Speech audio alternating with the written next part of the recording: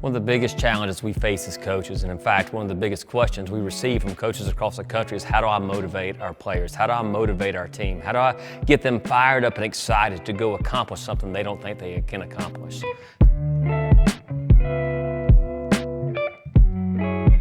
So the answer to that, very simply put, is I have to create a mastery learning environment.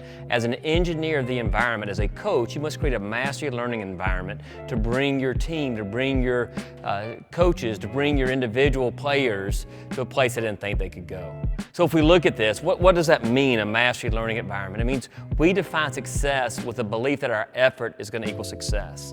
We focus on what we can control instead of what we cannot. What are the benefits of a mastery learning environment?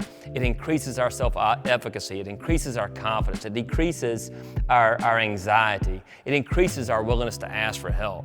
We have appropriate attributions for success and failure. So what can you do as a coach? Here are 3 things you can do to create a mastery learning environment. First and foremost, you have to be able to view mistakes as learning opportunities. When we fail, we're all going to fail. People are going to let you down.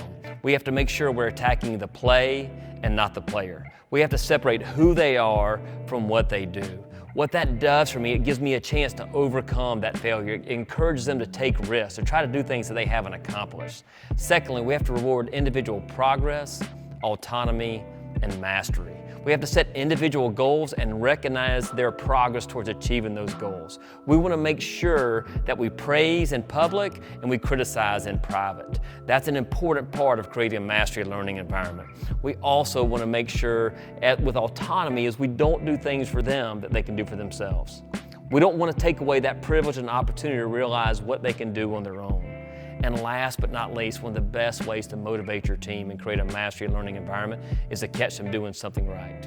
Instead of looking for what they do wrong and trying to fixing what they do wrong, imagine how much fun it would be for you and for them if you catch them doing something right, if you reward their effort versus the outcome.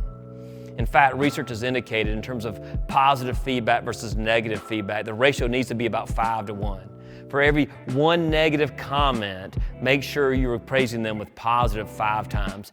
By doing that, by rewarding their effort, you increase their intrinsic motivation and you increase their desire to ask for help, and most importantly, you motivate them to become the best version of themselves.